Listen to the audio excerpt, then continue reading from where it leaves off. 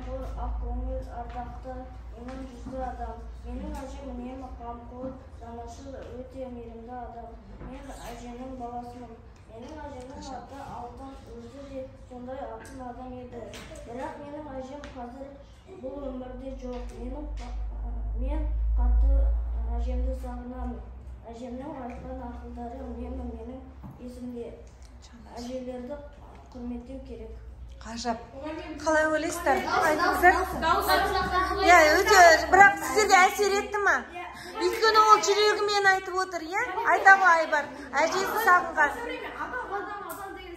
Жақсы, адам деген сөзді пайдаламаңыз, бірақ сіздерге балалар шынайы әсер етті ма?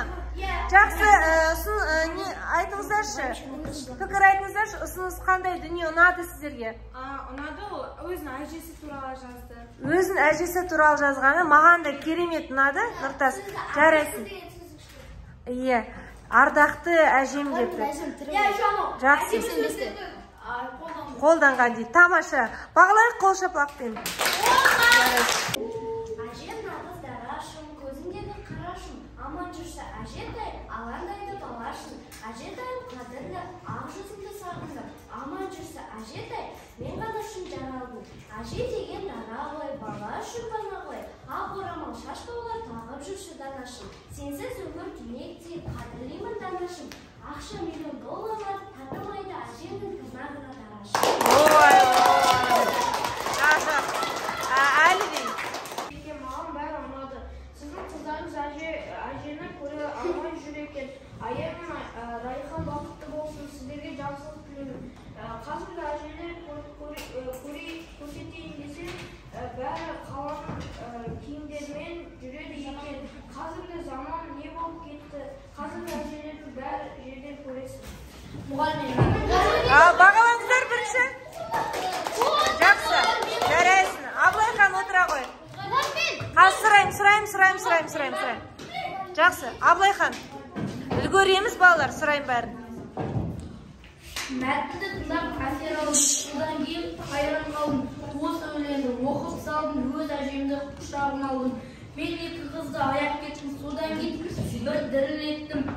2 қыздың көңілі толды, мені шығарған өлең болды. Ой, ғажап. Тамаша. Бір қызды жіберейік, жақсы ма? Нұрайды жіберейік. Өздерің білетіндер шығарсыңдар. Бір-бірімен танысып қойып, сіздердің аттарын Ая мен Райхан ғой, мен өзінің атымды айттым. Мен сіздердің жағдайларыңды білемін. Мен сіздерге бір құпияны айтайын. Сіздердің әжелерің өмірден өтіп кеткен. Сендер жыламаңдар. Қарттан қайтыс болды ғой. Барында солай сендер. Сендер өте керемет, жақсы, шыдамды боласыңдар. Сендерде әлі әкем мен анам бар. Ол да жақсы. Маған сіздерге айтарым, сабақтарыңды жақсы оқыңдар, ата-аналарыңды. Өлең жаз кетті, алтындайық. Зыңырайған көзі көрінбей, томар бұлшықтан, одырса бойы аспайды. Қолындағы ұшықтан, алдындағы көженің, көрінбес бердің құшықтан. Көжесізді таптай әженің, жан болмайды құр шыққан. Сендер де тыңдайын, тентектер, тыйылып біраз шол жақтан. Өзіңіз шығардыңыз ба? Өзім шығардым. Шындығымызды айтамыз, өзің шығардыңыз ба? Жақсы, ұсынды, орысша сөйлемейміз, қазақша. Ұнады ма сіздерге? Бағалайық? Ұсыныс бар ма? Көшірген сияқты дейді. Шыныңдайшы, алтыным өзіңіз жазыңыз ғой, өзі жазды. Сенем, мен сізге сенем. Жақсы. Апасын көрге тілейді, армандары ордалады, апасын көрсе заманауи болып шығады. Олар инженді жылайды. Азат пен Балқыс не істесек болады дейді. Аян мен Райхан ертегі оқысын келсе, Айбөлек ертегісін айтады. Олар болса қандай ертегі дейді? Нағыз ертегі қандай дейді? Нағыз ертегі ер төстік дейді. Ой, тамаша. Қазір? Қалдар қалай, менің қауым жақсы, сендер әке ренжімеді. Ол нағыз жайды таба алмады. Себебі ол жерінде бәрі әлгілер заман өткенін, заманын сөйлесіп жүрген. Бағалаңыздар. Мен Райханмен балабақшаға барамыз. Онда Айбалит қызыл пілпек туралы ертегі айтып береді. Ал біздің әкеміз ер төсті, құйыршық, түлкі мен тазы туралы ертегілер айтты. Біз шын әжені көргіміз келеді. Сендерге де сәттілік тілеймін. Бағалаңыздар, тамаша, жарайсыз. Аян атынан жазып отыр. Нағыз әжемді сағынып кетті. Жон, сол мен бұтақан. Жарайды, сосын оқисын. Құлыным сол. Мен де әжемді сағындым. Менде де сіз сияқты оқиға. Кім келеді? Келе ғой. Жандарым сол. Жылап отырайық бәріміз енді. Ал, Нұрайды.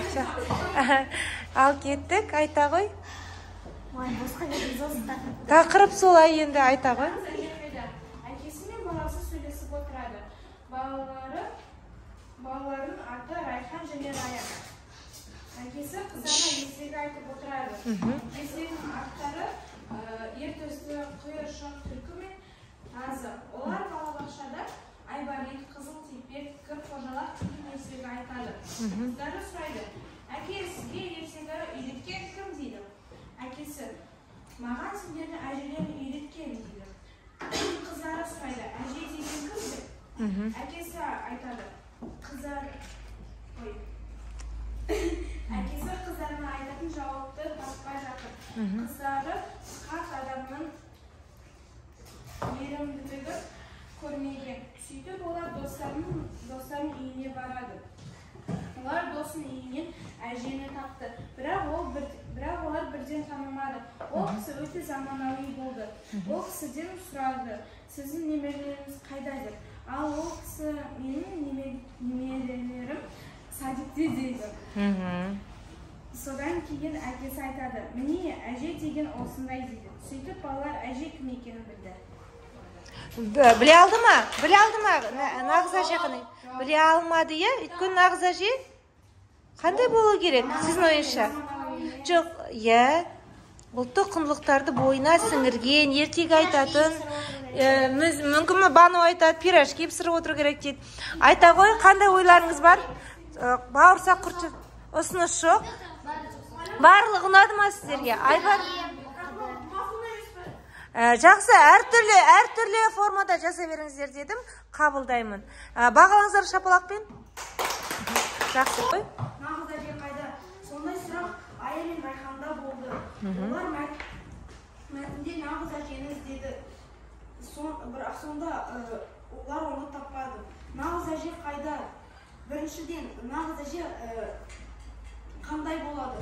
Ол сыпайы, мейірімді болу керек. Баланы еркелетіп, ертегі оқып, сабақ оқыту керек. Міне сондай әже болады деп ойлаймын. Менің ойымша нағыз әже ауылда болу керек. Екіншіден, нағыз әже заманауи киінбеу керек. Киінсе де заманауи қазақ киімдерін ғана киім керек. Тағы баланы жақсы көру керек. Және қазақ тілін білу керек. Тамаша. Өте ақылды кісі болу керек. Өйткені олар өмірді бүкіл қызығын, жаман нәрсесін көрген. Менің ойымша әр әже сондай болу керек. Ойымда қорытындылай кетсем, әр әже қандай болса да жақсы. Біз әжелерімізді жақсы көруіміз керек. Бұл менің ойым болды. Айта ғой. Керек деген сөз жеткізсе болады дейді. Жақсы, ұнаған тұсын айтыңыздар енді, ұнаған тұсын. Барлығы ұнады? Ару кімге? Айғанымға барлығы ұнады. Тамаша, жарайсың.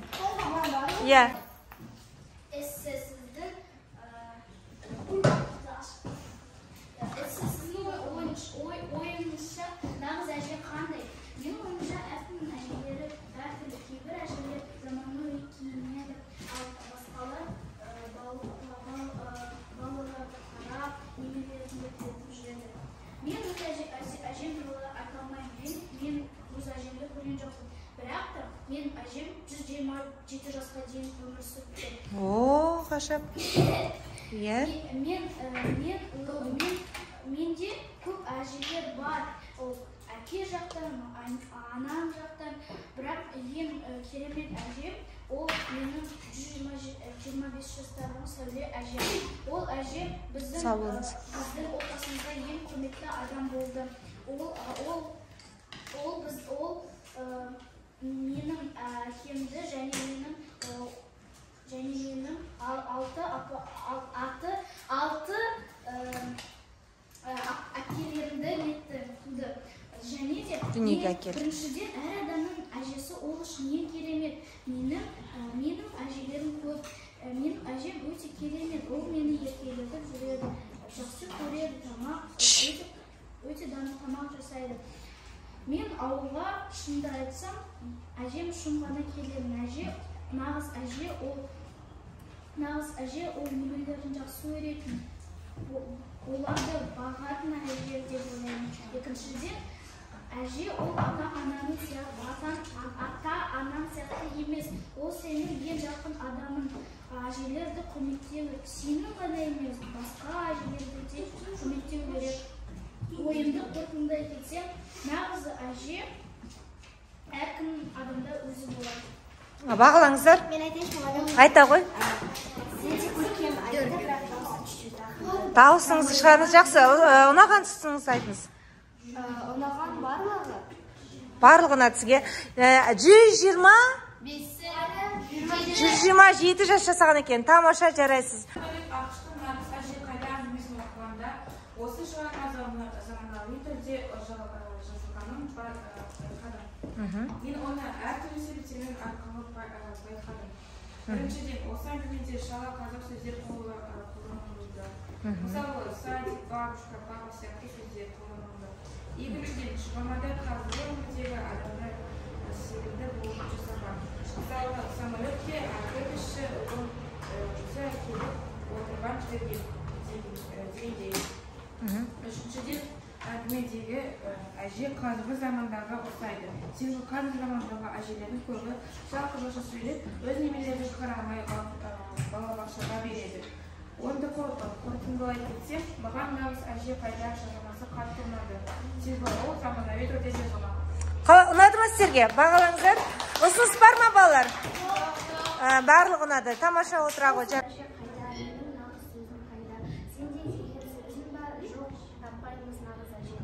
Әже деген кім екен, нағыз әже жоқ екен. Бір әжені тауып кетіп, бәрі осы жамандықтан айырылып. Әжеге алғыс айтамыз, осы өмірге лайық әжеге. Ай, тамаша. Жарайсыз.